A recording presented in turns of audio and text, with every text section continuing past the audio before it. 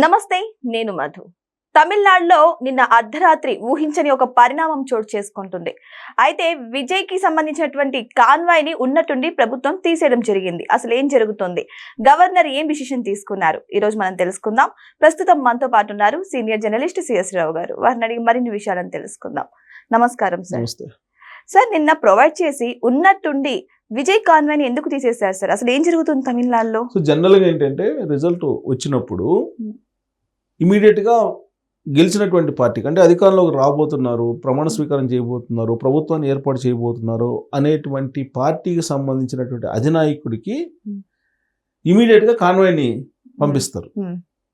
అలానే కాన్వాయ్ని పంపించారు విజయ్కి. ఎప్పుడు రిజల్ట్ వచ్చిన రోజు పంపించారు.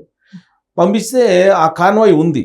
కానీ ఆల్ ఆఫ్ సడన్ గా ఎప్పుడైతే గవర్నర్ దగ్గరికి వెళ్ళి నిన్న బుధవారం రోజు ఆయన కలిసిన తర్వాత గవర్నరు, మీకు మెజారిటీ ఎక్కడుంది, మెజారిటీ లేదు కదా ప్రభుత్వాన్ని ఏర్పాటు చేయడానికి, మీకుంది 112 మందే కదా, మీకు మిగతా వాళ్ళని ఎక్కడ తీసుకొస్తారు మీరు 6గురిని అని చెప్పినప్పుడు అడిగినప్పుడు అప్పుడు ఏం చేయాలి అనేటువంటి ఉద్దేశంతో పోలీసులు ఇమీడియట్ గా కాన్వాయ్ని వెనక్కి తీసుకెళ్ళిపోయారంట. అంటే వీళ్ళకి తెలియకుండానే అప్పుడు దాకా విజయ్ తోటి ఉన్నటువంటి కాన్వాయ్ కాస్త మిస్ అయిపోయిందండి. అంటే పోలీసులు ఏం చెప్తున్నారు, మేము కాన్వాయ్ వెళ్ళాము, కాన్వాయ్ పెట్టాలని మేము వెళ్ళాము, ప్రయత్నం చేసాం, కాన్వాయ్ పెట్టాము, కానీ విజయ్ వద్దన్నాడు అని చెప్పి ఇప్పుడు తమిళనాడు పోలీసులు చెబుతున్నారు. మరి న్యూస్ లైన్స్ ఎలా వస్తున్నాయి? న్యూస్ ఏమిటి, జనరల్గా ఏంటంటే గెలిచినటువంటి పార్టీ వైపుని పోలీసులు ఉంటారు. ఉదాహరణకు చెప్పాలంటే 2023 తెలంగాణ ఎన్నికల్లో కాంగ్రెస్ పార్టీ గెలిచింది. కాంగ్రెస్ పార్టీ గెలిచిన తర్వాత కాంగ్రెస్ పార్టీ తరపు నుంచి ముఖ్యమంత్రి అభ్యర్థి ఎవరు అనేది తెలియకుండానే, అది ఫైనల్ కాకుండానే ఆ రోజు ఉన్నటువంటి డీజీపీ అంజన్ కుమార్ గారు వెళ్ళి కలిశారు. ఎవరిని? రేవంత్ రెడ్డి గారిని కలిశారు. అది కూడా రిజల్ట్ పూర్తిగా రాలా, మధ్యాహ్నం జస్ట్ మధ్యాహ్నానికి రిజల్ట్ పూర్తిగా కాకుండానే, మధ్యాహ్నానికి ఆ రిజల్ట్ ఇంకా ఫైనల్ కాకుండానే మధ్యాహ్నం పోయి బొకే ఇచ్చే ప్రయత్నం చేశారు. అక్కడ ఇచ్చి బందోబస్తు పెట్టారు అక్కడ. ఆ సందర్భంగా ఈసీ సీరియస్ అయిపోయి ఆయన్ని సస్పెండ్ కూడా చేసింది. నాకు తెలిసిన సస్పెండ్ కూడా చేశారు. అంటే ఎక్కడైనా సరే ఎలక్షన్ రిజల్ట్ వచ్చిన తర్వాత ఇమీడియట్ గా ఆ మెజారిటీ వచ్చినటువంటి పార్టీకి, లేదంటే ప్రభుత్వాన్ని ఏర్పాటు చేసేటువంటి పార్టీకి ఈ భద్రత పెంచడం, ఆ పార్టీ లీడర్లకి లేదంటే కాన్వాయ్ని ఏర్పాటు చేయడం, ఇవన్నీ జరుగుతాయి. అలాగే ప్రమాణ స్వీకారానికి కూడా ఏర్పాట్లు చేస్తారు. ఎప్పుడు గవర్నరు ప్రభుత్వాన్ని ఏర్పాటు చేయండి అని చెప్పినప్పుడు. కానీ గవర్నర్ నుంచి ఎలాంటి సంకేతాలు రాకముందే పోలీసులు విజయ్ ఇంటికి వెళ్ళారు. విజయ్ ఇంటికి కాన్వాయ్ని పంపించేశారు. విజయ్ ఇంటికి కాన్వాయ్ని పంపించి తర్వాత 4 గరుచుకున్నారు, చెప్పకుండా వచ్చేసారు. స్కిప్ అసలు అర్ధరాత్రి పూట, నిన్న రాత్రి అర్ధరాత్రి పూట తిరిగి చూసేది, మళ్ళీ విజయ్ వచ్చి కిందకు వచ్చి చూసేటప్పుడు కాన్వాయ్ కనిపించలేదు. అసలు ఎవరు వెళ్ళమన్నారు, ఎవరు రమ్మన్నారు సార్ చెప్పబెట్టకుండా? తర్వాత ఇవాళ విజయ్ వెళ్తుంటే, ఇవాళ గవర్నర్ని కలిసాడు రెండోసారి. వెళ్తే ఆయన వెహికల్, ఆయన వెనుక ఆయన పర్సనల్ సెక్యూరిటీ ఉంటారు కదా, ఆయన వెహికల్, ఈ రెండేనంట గవర్నర్ని కలవడానికి వెళ్ళింది. సరే, ఇవాళ కూడా గవర్నర్ని కలిశారు. గవర్నర్ని కలిసి నేను ప్రభుత్వం ఏర్పాటు చేస్తాను, నాకు అవకాశం ఇవ్వండి అని చెప్పి అడిగినప్పుడు 1,00,000 ప్రశ్నలు వేశాడంట గవర్నర్. ఏం వేశారు? మీకున్న మెజారిటీ ఎంత? 107. కాంగ్రెస్ పార్టీ 5, 112. మరి మిగతా వాళ్ళని ఎక్కడ తీసుకొస్తావు అని అడిగితే సమాధానం లేదు. మరి మీకు ప్రభుత్వాన్ని ఏర్పాటు చేయడానికి అనుమతి ఇచ్చారు అనుకోండి, మిగతా వాళ్ళని మీరు ప్రలోభ పెడతారా? ప్రలోభ పెట్టే అవకాశం ఉంది కదా. సో కాబట్టి నేను ఎలా ఇచ్చేది? సో మిగతా నాకు సపోర్ట్ ఉంది ప్రభుత్వాన్ని ఏర్పాటు చేయడానికి అని చెప్పేసి మీరు వాళ్ళ చేత సంతకాలు పెట్టుకొని తీసుకురండి, తీసుకొచ్చినప్పుడు నేను ప్రభుత్వాన్ని ఏర్పాటు చేయడానికి అనుమతిస్తానని చెప్పాడంట. 1,00,000 ప్రశ్నలు వేసాడు. ఎక్కడి నుంచి వస్తారు? మీకు కాంగ్రెస్ సిపిఐ వాళ్ళు 2 వస్తా ఉన్నారు, ఓకే. సిపిఎం వాళ్ళు రానన్నారు, డిఎంకే వాళ్ళు రానన్నారు, అన్నాడీఎంకే వాళ్ళు రానన్నారు.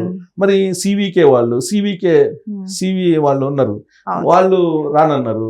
మరి ఎక్కడి నుంచి వస్తారు? మీకు ఎక్కడి నుంచి వస్తారు? ఏ పార్టీ వాళ్ళు వస్తారు? ఏ పార్టీ వాళ్ళు కూడా మీకు బేషరతుగా మద్దతు ఇవ్వడానికి రావట్లేదు కదా. మీరు ప్రభుత్వాన్ని ఎట్లా ఏర్పాటు చేస్తారు? ప్రభుత్వాన్ని ఏర్పాటు చేయలేనటువంటి పరిస్థితుల్లో నేను ఎట్లా అనుమతి ఇచ్చేది? ఇలా మాట్లాడాడు గవర్నర్ అని చెప్పి తెలుస్తుంది. ఎందుకు సార్ ఇంత సూటిపోటుగా ఎందుకు మాట్లాడారు ఆయన? ఏమన్నా కక్షలు? అంటే గవర్నర్ ఇప్పుడు లోక్పాల్, అంటే లోక్ భవన్ లో గవర్నర్ కి విశిష్టాధికారాలు అయితే ఉంటాయి. అవును. కానీ ఆ విశిష్టాధికారాలను ఉపయోగించి రేపు గవర్నమెంట్ని ఏర్పాటు చేయమని చెప్పి పర్మిషన్ ఇస్తే గవర్నమెంట్ని ఏర్పాటు చేసిన తర్వాత వ్యవస్థలన్నీ కూడా ముఖ్యమంత్రి పదవిలోకి వచ్చేస్తాయి. వచ్చిన తర్వాత ఆ వ్యవస్థలను ఉపయోగించి పక్క పార్టీ వాళ్ళని బ్లాక్మెయిల్ చేసి భయపెట్టో తీసుకొచ్చేటువంటి మీరు వేస్తారా ఓటు వేయరా అని చెప్పేసి ప్రలోభ పెట్టే అవకాశం ఉంది కదా. ఆ అవకాశం ఎందుకు ఇవ్వాలి అనేది ఒక కోణం. సాధారణంగా ఏంటంటే సింగిల్ లార్జెస్ట్ పార్టీ ఏదైతే ఉంటుందో దానికి ప్రభుత్వాన్ని ఏర్పాటు చేసేదానికి అవకాశం ఇస్తారు. ఎప్పుడు ఆ మేరకు మొత్తం మద్దతును కూడగట్టుకున్న తర్వాత మీకు గవర్నర్ దగ్గరికి వెళ్ళి గవర్నర్కి మీరు తెలియజేయాలి. అవన్నీ సమర్పించాలి. మాకు ఇదిగో ఇంత మద్దతు ఉంది, ఈ పార్టీ మద్దతు ఇస్తుంది, మాకు ఈ పార్టీకి సంబంధించినటువంటి వాళ్ళు ఎమ్మెల్యేలు ఎంతమంది ఉన్నారు, వీళ్ళు మాకు అంగీకరించారు, ఇది కొన్ని సంతకం అని చెప్పి ఇవ్వాలి. కొన్ని సందర్భాల్లో ఫేక్ సంతకాలు పెట్టి కూడా తీసుకెళ్లి గవర్నర్ దగ్గర ప్రభుత్వాన్ని ఏర్పాటు చేసుకోవడానికి అనుమతి తీసుకొచ్చినట్టు సందర్భాలు కూడా ఉన్నాయి, ఫేక్ సంతకాలు పెట్టి. సో కాబట్టి ఫేక్ సంతకాలు కాకపోయినా అట్లీస్ట్ ఏ పార్టీలు మద్దతు ఇస్తాయి అనే దాని మీద క్లారిటీ ఉండాలి. క్లారిటీ లేకుండా ఇవ్వలేరు. సో దాంతో అక్కడ పోలీసులు కూడా సందిగ్ధంలో పడిపోయారు. సందిగ్ధంలో పడిపోయి ఇవాళ సుప్రీంకోర్టుకి వెళ్తాను అంటున్నాడు విజయ్. ఏది గవర్నర్ నాకు ప్రభుత్వాన్ని ఏర్పాటు చేయడానికి అవకాశం ఇవ్వట్లేదు కాబట్టి మీరు ఆదేశించండి అని చెప్పి. గవర్నర్కు విశిష్టాధికారాలు ఉంటాయి, అలాగే అసెంబ్లీలో స్పీకర్కి విశిష్టాధికారాలు ఉంటాయి. సుప్రీంకోర్టు చెప్పినంత మాత్రం నాకు గవర్నర్ వింటాడని లేదు. అందులో తమిళనాడులోనే ఈ కూడా జరిగింది. ఏం జరిగింది, ఆ రోజున స్టాలిన్ సీఎంగా ఉన్నప్పుడు బిల్స్ పాస్ చేస్తే ఆ బిల్స్ చట్ట రూపంలో తీసుకురావడానికి గవర్నర్ ఆమోదముద్ర వేయాలి. కానీ గవర్నర్ ఆమోదముద్ర వేయలేదు. దాని మీద సుప్రీంకోర్టుకి వెళ్ళాడు స్టాలిన్. వెళ్తే సుప్రీంకోర్టు ఏం చెప్పింది, సుప్రీంకోర్టు మీరు బిల్స్ చట్టరూపంలోకి తీసుకురావడానికి మీరు అనుమతించట్లేదు కాబట్టి 3 months తర్వాత ఆటోమేటిక్గా బిల్లు చట్టరూపంలోకి వస్తాయి అని చెప్పి ఏదో ఆర్డర్ పాస్ చేసింది. దాని మీద మళ్ళీ కౌంటర్ వేశారు. సో అంటే సుప్రీంకోర్టు డైరెక్ట్ ఇన్వాల్వ్ అయ్యేసి లోక్ భవన్ మీద ప్రెజర్ చేయడానికి లేదు. అలాగే స్పీకర్ని ఇన్స్టిట్యూట్ చేయడానికి కూడా లేదు. స్పీకర్కి విశిష్టాధికారాలు ఉంటాయి, రాజ్భవన్లో ఉండే లోక్ భవన్లో ఉండే గవర్నర్కి విశిష్టాధికారాలు ఉంటాయి, రాష్ట్రపతికి విశిష్టాధికారాలు ఉంటాయి.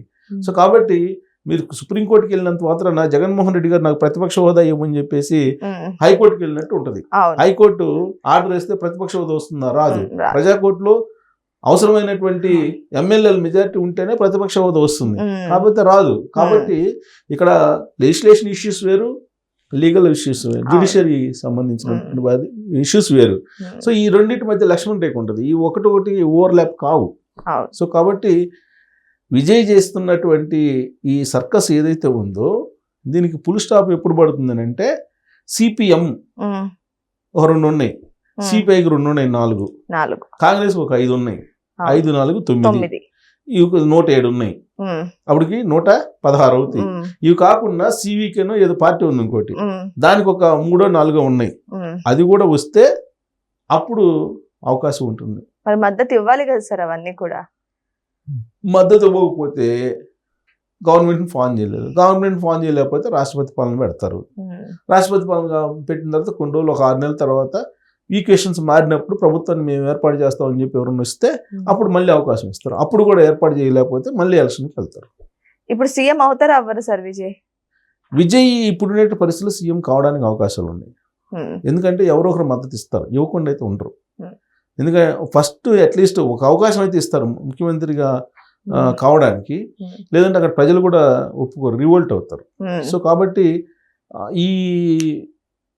ఈ ఎమోషన్ ఏదైతే ఉందో ఈ ఎమోషన్ తగ్గించడానికైనా ఒకసారి ప్రమాణ స్వీకారం చేయడానికి అయితే అవకాశం ఇస్తారు. ఇచ్చిన తర్వాత బలాన్ని నిరూపించుకోవాలిగా. ఒక రోజు 2 రోజుల్లో ఇస్తారు టైం, అది గవర్నర్ ఇష్టం. ఒక 2 రోజుల్లో మీరు బలాన్ని నిరూపించుకోండి అని చెప్పి అంటారు అనుకో. ఆ 2 రోజుల తర్వాత బలాన్ని నిరూపించుకోలేకపోయాడు అనుకో, గవర్నమెంట్ డిజాల్వ్ అయిపోతుంది. మొన్ననే కదా సార్ గవర్నర్ ని కలిసి 14 రోజులు టైం కావాలని అడిగారు. టైము అది గవర్నర్ ఇస్తాడు. 14 రోజులు, నెల రోజులు నాకు ఇవ్వండి అంటే అంత ఇవ్వరు. ఎందుకంటే అంత లాంగ్ పీరియడ్ ఇచ్చినప్పుడు నీకు పార్టీలు మారేదానికి ఫిరాయింపులకి గవర్నరే ప్రోత్సహించినట్టు అవుతుంది. ఆ విమర్శలను కూడా గవర్నర్ ఎదుర్కోవాల్సి వస్తుంది. కాబట్టి 14 రోజులు అలా ఇవ్వరు, కానీ మహా ఇస్తే ఒక వారం మ్యాక్సిమం, లేదంటే 3-4 రోజులు అలా ఇస్తారు. అలా ఇచ్చినప్పుడు నిరూపించుకోవాలి. ఇప్పుడు ప్రమాణ స్వీకారం చేస్తారు. రేపు సపోజ్ అనుకుందాం, రేపు ఎల్లుండి ప్రమాణ స్వీకారం చేస్తారు అనుకుందాం. ఖచ్చితంగా 4-5 రోజుల్లో నువ్వు బలం నిరూపించుకొని చెప్తారు. అవును. అలా కాకుండా అన్ని రోజులు లాంగ్ టర్మ్ ఇవ్వరు. అది కాదు ఇవ్వచ్చు, విశిష్టాధికారులు ఉన్నాయి కాబట్టి. కాబట్టి ఏ గవర్నర్ అన్ని రోజులు అయితే ఇవ్వరు.